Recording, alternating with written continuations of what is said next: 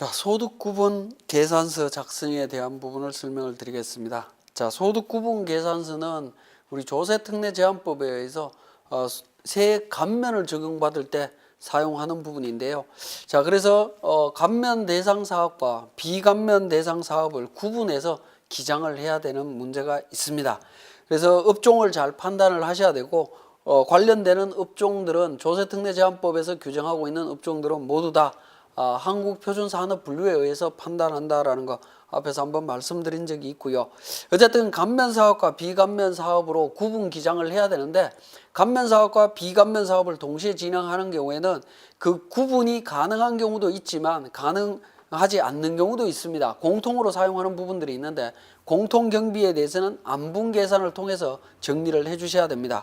그리고 또 소득구분계산서를 만들어야 되는 이유는 감면 사업만 우리는 영위를 한다 하더라도 법인세법에서 또는 소득세법에서 그 감면 사업과 관련되는 소득 중에 일부분은 법에서 정해놓은 소득 중에 일부분은 비감면 대상 소득으로 규정하고 있는 부분들이 있습니다.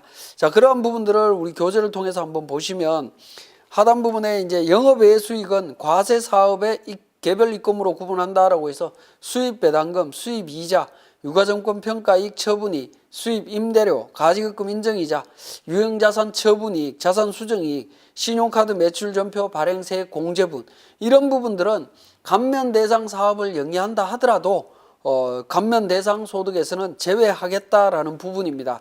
자, 그런 부분들이 있기 때문에 좀 주의해서 보실 필요가 있겠습니다. 마찬가지로 필요경비에 있어서도 유가증권 평가 손실, 유가증권 처분 손실, 유형자산 처분 손실 이런 부분들은 제외하도록 되어 있습니다.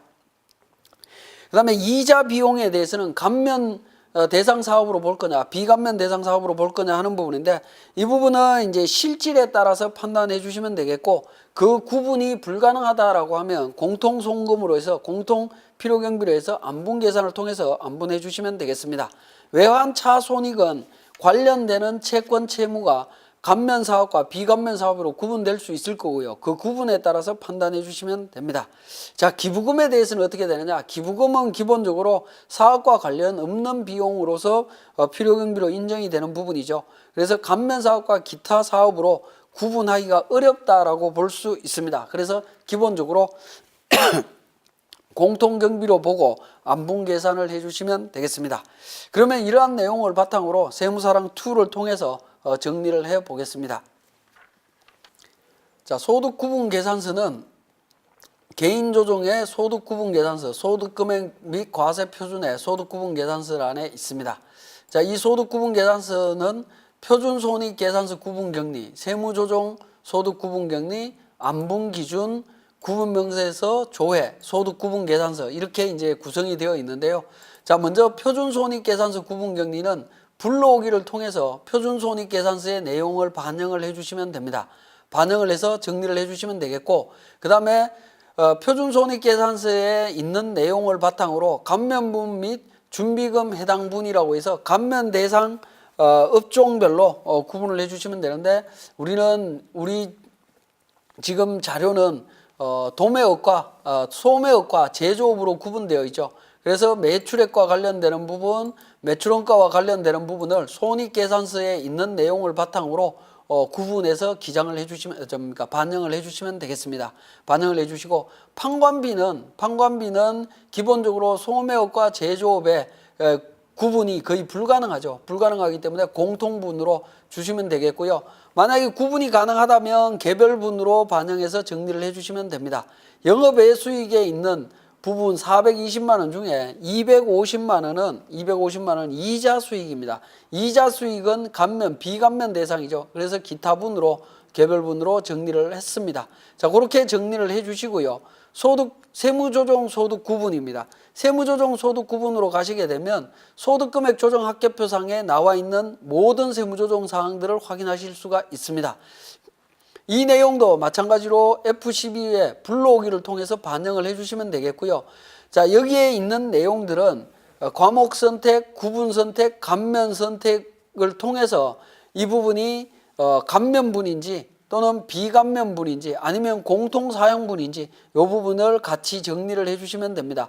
이걸 정리를 하실 때 오른쪽에 보시면 소득처분, 소득내용, 과목선택, 구분선택, 감면선택이라고 하는 부분인데 이 내용을 같이 정리를 해주시면 되겠고, 감면 선택에 보시면 감면 1, 감면 2라고 하는 부분이 있습니다. 이 부분은 표준손익계산서 구분 1에 소매, 제조해서 순서대로 소매가 감면 1번, 제조가 감면 2번으로 이해를 하시면 됩니다. 그래서 소매와 관련되는 부분은 1번으로, 제조와 관련되는 부분은 2번으로 요 순서대로 정리를 해주시면 되겠고요. 기타분은 비감면 대상이라고 보시면 됩니다. 그래서 판매 장려금, 임대보증금, 총수익금액, 임대보증금, 총수익금액은 부동산 임대업으로 비감면 소득이죠. 그래서 개별분의 기타 부분으로 했고요. 나머지 부분들은 전부 다 공통분으로 일단 분류를 했습니다. 자, 이렇게 이제 분류해서 정리를 해주시는데, 정리를 하고 나면 소득금액 조정 합계표상에 있는 내용 중에 반영이 안 된 내용이 있습니다. 기부금 한도액과 관련되는 부분입니다. 기부금 한도액과 관련되는 부분은 소득금액 조정 합계표에 반영이 안 되고, 우리 조정계산서에 기부금 한도 초과와 기부금 이월액 중에 필요경비 산입액이라고 하는 이 부분이 반영이 되는 부분이 되겠죠. 이쪽으로 반영이 되기 때문에 소득금액 조정합계표에 반영이 안 되어 있습니다. 안 되어 있기 때문에 우리 과목 추가를 통해서 그 부분을 직접 반영해서 입력을 해주시면 되겠습니다. 기부금 이월 금액과 해서 기부금 이월 송금액과 함께 반영을 해주셔야 됩니다. 그래서 기부금이 있을 때는 이 과목 추가를 통해 갖고 반영이 되어야 된다라는 사실 다시 한번 말씀을 드리고요. 그 다음에 안분 기준은 기본적으로 우리 프로그램에 설정되어 있는 기준대로 쭉 정리를 해주시면 됩니다. 자, 여기까지 그 표준손익계산서 구분 격리와 세무조정 소득 구분 안분 기준이 작성이 되고 나면 구분 명세서 조회는 자동으로, 또 소득구분계산서가 자동으로 작성이 됩니다. 자동으로 작성이 되는데 소득구분계산서 하단 부분에 조정소득금액이나 차감후 소득금액이라고 하는 부분이 있습니다. 차감후 소득금액은 반드시 조정계산서상에 나와 있는 해당 과세기간의 소득금액과 일치해야 된다라는 겁니다. 일치할 경우에만 여기에 보이시는 것처럼 빨간색으로 나타나지 않고 회색으로 정상적으로 보일 겁니다. 만약에 빨간색으로 보인다는 얘기는 이 금액이 서로 틀렸다라고 보시면 됩니다. 구분손익계산서 작성에 있어서 오류가 있다라고 보시면 될 것 같습니다. 자, 그렇게 해서 작성을 해주시면 되겠고, 이렇게 작성된 소득금액을 기준으로 우리 조세특례제한법상에 나오는 각종 소득 감면을 적용받으시면 되겠습니다.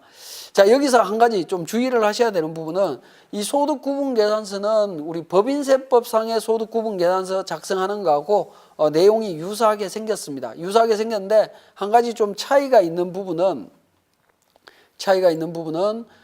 법인세 계산하실 때에는 법인세 관련되는 비용은 기본적으로 해당 사항 없음으로 세무조정을 했습니다.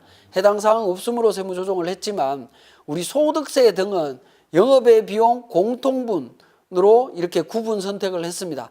소득세 등을 해당 사항 없음으로 하게 되면 소득구분계산서에 오류가 발생한다라는 겁니다. 왜냐하면 표준손익계산서 작성하실 때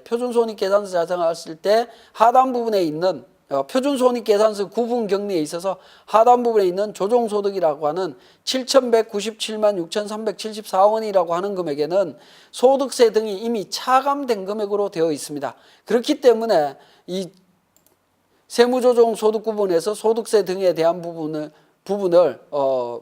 반영해 줘야 된다라는 겁니다. 우리 법인세 신고할 때 소득구분계산서는 표준손익계산서에 있는 법인세 등에 대한 금액은 이미 제외된 상태이기 때문에 해당 사항 없음으로 정리를 했지만, 우리 소득세 등은 해당 사항 없음으로 표시하는 것이 아니라 관련되는 영업의 비용 공통분으로 이렇게 정리를 해 주셔야 된다라는 점 말씀드리고 소득구분계산서 마치겠습니다.